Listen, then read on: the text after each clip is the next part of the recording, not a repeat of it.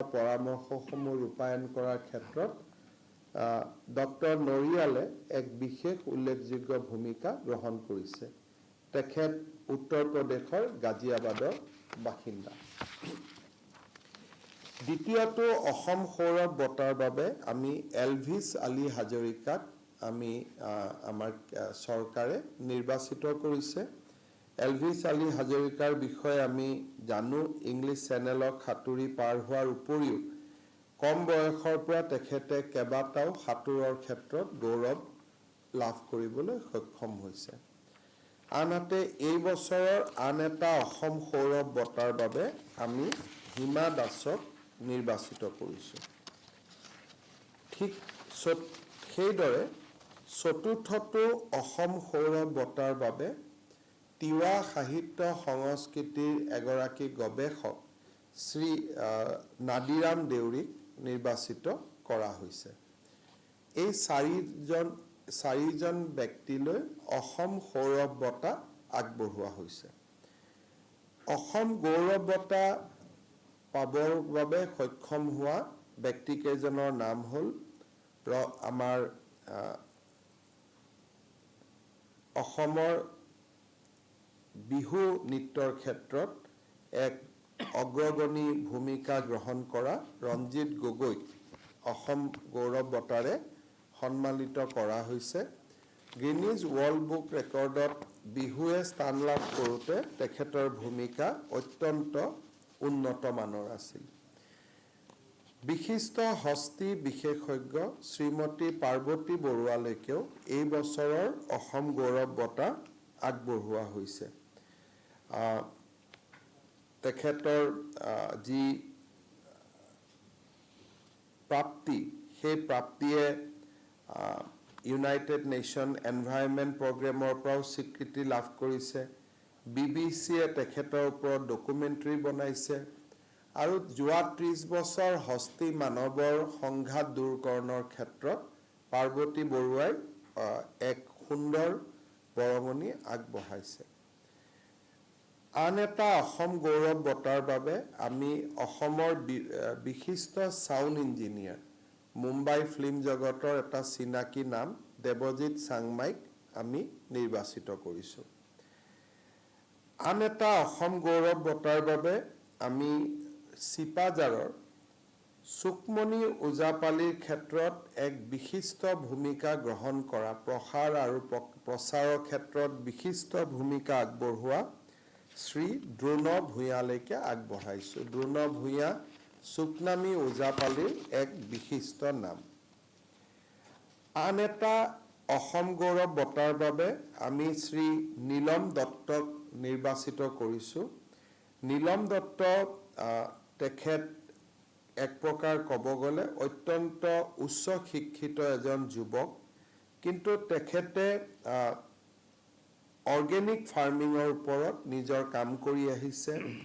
পাভৈ Greens নামৰ যিটো এটা অনুষ্ঠান আছে, সেই অনুষ্ঠানটোৰ লগত তেওঁ জড়িত আৰু বিশেষকৈ এগ্ৰিকালচাৰেল এক্টিভিটিৰ ক্ষেত্ৰত তেখেতে বহুখিনি মডাৰ্ণ মেথডলজি আনিব পাৰিছে। আন এটা অসম গৌৰৱ বঁটাৰ বাবে আমি সকলোৱে ৰিপ'জৰ নাম শুনিছে। ৰিপ'জ বেকাৰীৰ স্বত্বাধিকাৰী আৰু বিশিষ্ট উদ্যোগী, অসমীয়া উদ্যোগী অনুপম ডেকাক আমি নিৰ্বাচিত কৰিছোঁ। আন এটা অসম গৌৰৱ বঁটাৰ বাবে বিশিষ্ট প্ৰকৃতিবিদ, নেচাৰৰ ক্ষেত্ৰত কাম কৰা সৌম্যদীপ দত্তক আমি নিৰ্বাচিত কৰিছোঁ। এইবাৰ সৌম্যদীপ দত্তই অসম গৌৰৱ বঁটা লাভ কৰিব। মাছৰুমৰ ক্ষেত্ৰত অসমত যিটো আমাৰ নিজৰ ভেৰাইটি সৃষ্টি কৰাৰ ক্ষেত্ৰত বসন্ত চিৰিং ফুকনৰ এক অনবদ্য ভূমিকা আছে। এই বছৰ আন এটা অসম গৌৰৱ বঁটাৰ বাবে মাছৰুম স্পান প্ৰডাকশ্যনৰ ক্ষেত্ৰত অগ্ৰণী ভূমিকা গ্ৰহণ কৰা বসন্ত চিৰিং ফুকনক নিৰ্বাচিত কৰা হৈছে। বৰপেটাৰ ক্ৰাফ্ট আৰু বেম্বু, বিশেষকৈ এই কলাৰ লগত মনেন্দ্ৰ ডেকা এটা খুব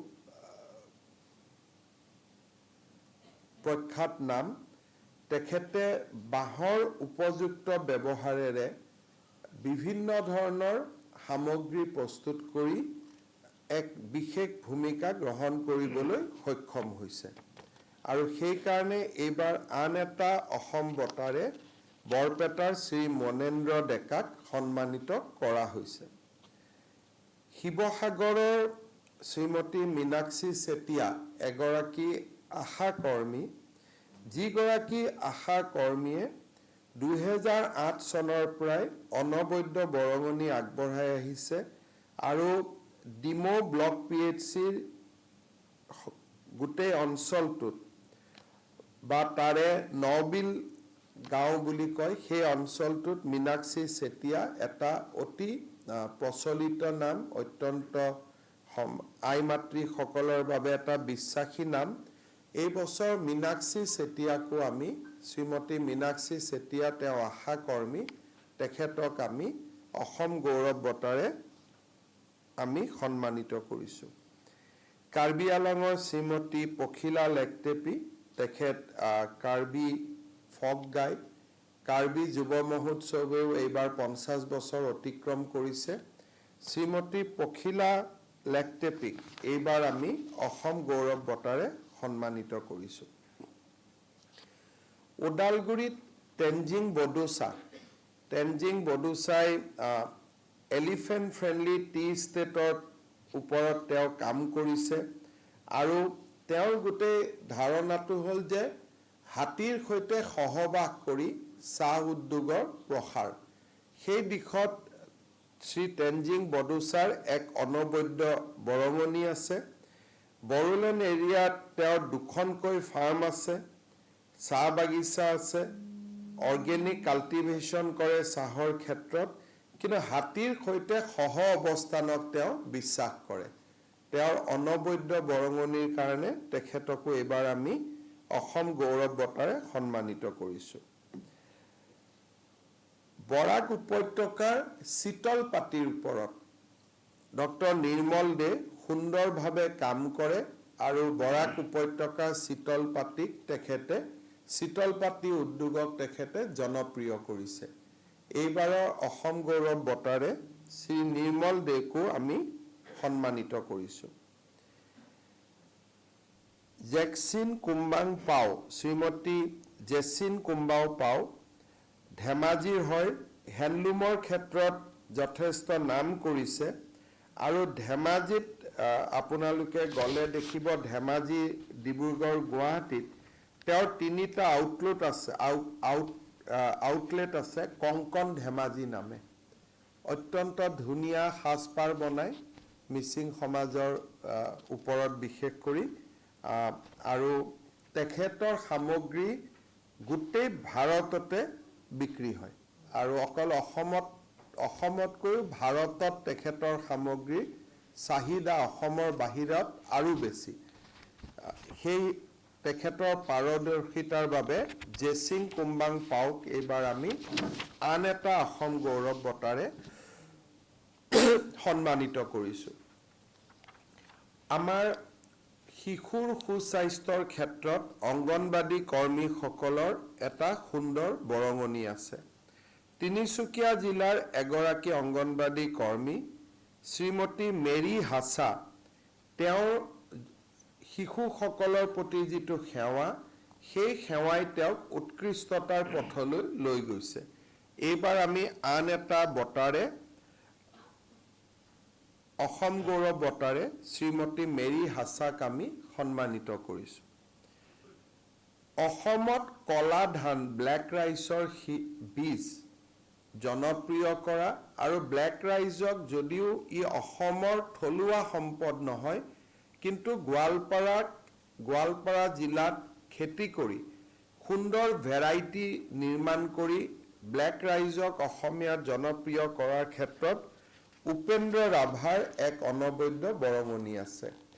আমি উপেন্দ্ৰ ৰাভাক, দুধনৈৰ উপেন্দ্ৰ ৰাভাক এইবাৰ আমি অসম গৌৰৱ বঁটাৰে সন্মানিত কৰিছোঁ আৰু তেখেতে যি ধৰণে ব্লেক ৰাইচৰ ওপৰত কাম কৰিছে, সি যথেষ্ট মানুহৰ দৃষ্টি আকৰ্ষণ কৰিছে। এইবাৰ তেওঁ ইউৰোপলৈকেও অসমৰ ব্লেক ৰাইচ ৰপ্তানি কৰাত সফল হৈছে। আৰু তেওঁ এতিয়া যথেষ্ট US, জাপান, কোৰিয়া আদি দেশৰ পৰা তেওঁ যথেষ্ট ইনকুৱাৰী পাইছে তালৈকেও অসমৰ কলা ধান পঠাবৰ বাবে। শেষৰটো অসম গৌৰৱ বঁটাৰে আমি শ্ৰী তিনিচুকীয়াৰ ৰাহুল গুপ্তাক সন্মানিত কৰিছোঁ। তেখেত ডুমডুমাৰ হয়। তেখেতে অসমৰ মাটিত strawberry, Ghosh chilli, bell pepper, কিউকুম্বাৰ আদি খুব সুন্দৰভাৱে তেখেতে প্ৰডিউচ কৰিছে। আৰু ফ্ৰেছ ফাৰ্ম নামৰ এটা ব্ৰেণ্ড তেওঁ জনপ্ৰিয় কৰিছে, যিয়ে অসমৰ থলুৱা সামগ্ৰীসমূহৰ প্ৰতি সমগ্ৰ ভাৰত আৰু বিশ্বৰ মানুহৰ দৃষ্টি আকৰ্ষণ কৰিছে। আমি তেখেতৰো বৰঙণিক স্বীকৃতি জনাই আমি ৰাহুল গুপ্তাকো এইবাৰ অসম গৌৰৱ বঁটাৰে সন্মানিত কৰিছোঁ। এই বছৰ অসম বৈভৱ আমি সদায় এটা অসম বৈভৱ বঁটা আগবঢ়াওঁ। এইবাৰ ৰঞ্জন গগৈ ডাঙৰীয়াক আগবঢ়োৱা হৈছে। আমি 3টাৰ পৰা 4টা অসম সৌৰভ বঁটা আগবঢ়াওঁ। মই ইতিমধ্যে তালিকাখন আপোনালোকৰ আগত পাঠ কৰি দিছোঁ। আৰু এই বছৰ আমি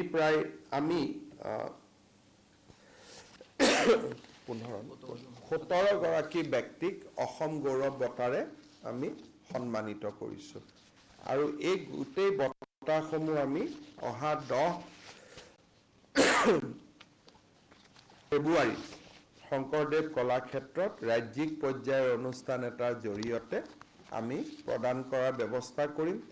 আগতে কৈ অহাৰ দৰে অসমৰ ৰাজ্যপাল শ্ৰী গোলাপ চান্দ কাটাৰিয়া ডাঙৰীয়াই এই বঁটা প্ৰদান কৰিব। আৰু এই বঁটা প্ৰদান অনুষ্ঠানত ভাৰতৰ উপৰাষ্ট্ৰপতি শ্ৰী জগদীপ ধানকাৰ ডাঙৰীয়া মুখ্য অতিথি হিচাপে উপস্থিত থাকিব। যদি আপোনালোকৰ কিবা সুধিবলগীয়া আছে আপোনালোকে সুধিব পাৰে। এই বঁটাত আপোনালোকে জানে যে ইয়াত খুব বেছি টকাৰ ওপৰত গুৰুত্ব দিয়া নহয়। তথাপিতো আমি যদি চাব যাওঁ যে অসম বৈভৱ বঁটাত আমি 5 লাখ টকা আগবঢ়াওঁ। অসম সৌৰভ বঁটাত আমি 4 লাখ টকা আগবঢ়াওঁ। অসম গৌৰৱ বঁটাত আমি 3 লাখ টকা আগবঢ়াওঁ। এই বঁটাৰ লগত কেইটামান আমি আনুষংগিক সুবিধা দিওঁ যে ৰাজ্যৰ মেডিকেল কলেজসমূহত পেইং কেবিন সহ তেওঁ আজীৱন চিকিৎসাৰ সুবিধা পায়। তেওঁক গভৰ্ণমেণ্ট চাৰ্কিট হাউচ আদিত তেখেতক বিনামূলীয়া তেখেতক আমি চৰকাৰী কৰ্মচাৰীৰ সমান যি আমাৰ ফিজ আছে সেই ধৰণে তেওঁলোকক আমি গভৰ্ণমেণ্ট চাৰ্কিট হাউচ বা আসাম ভৱনবিলাকক আমি ৰাখোঁ। আৰু তেওঁৰ যদি ক্ৰিটিকেল কিবা বেমাৰ হয় 2 লাখ টকালৈকে ৰাজ্য চৰকাৰে তেওঁৰ বেমাৰৰ ক্ষেত্ৰত সহায় আগবঢ়ায়। আৰু তেওঁ ASTC বাছত বিনামূলীয়া ভ্ৰমণৰ সুবিধা দিয়া হয়, যদিহে 24 ঘণ্টা আগত তেখেতে ভ্ৰমণৰ বিষয়ে আমাক অৱগত কৰে। কিন্তু এই সুবিধাবিলাক দূৰৰ কথা। লাহে লাহে অসমত যি ধৰণে পদ্ম সন্মানৰ এটা বিশেষ গুৰুত্ব আছে, সেই ধৰণে আমাৰ অসম বৈভৱ, অসম সৌৰভ, অসম গৌৰৱ বঁটায়ো বহু মানুহক অনুপ্ৰাণিত কৰিছে। আৰু ইট ইজ মোৰ এই গোটেই বঁটাটোৱে আইকন এজনক স্বীকৃতি দিয়ে। আৰু সেই দিশৰ পৰাই এই বঁটাটোৰ গুৰুত্ব, ধনৰাশিৰ ফালৰ পৰা এই বঁটাটো ইমান গুৰুত্ব দিয়া নহয়। পদ্ম সন্মানততো কোনো ধনৰাশিও আগবঢ়োৱা নহয়।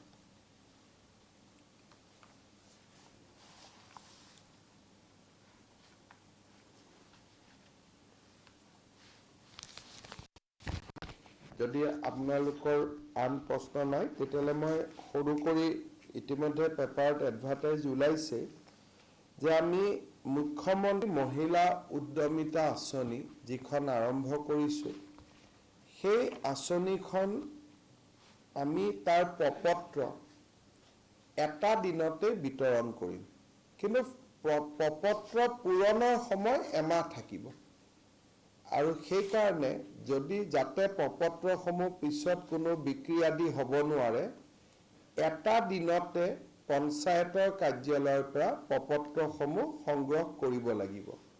আৰু সেই দৃষ্টিভংগীৰ পৰা 18 তাৰিখে শিৱসাগৰ, যোৰহাট, তিনিচুকীয়া, ডিব্ৰুগড় আৰু চৰাইদেউৰ আত্মসহায়ক গোটৰ সদস্যসকলে এই প্ৰপত্ৰসমূহ পঞ্চায়তৰ কাৰ্যালয়লৈ গৈ সংগ্ৰহ কৰিব লাগিব।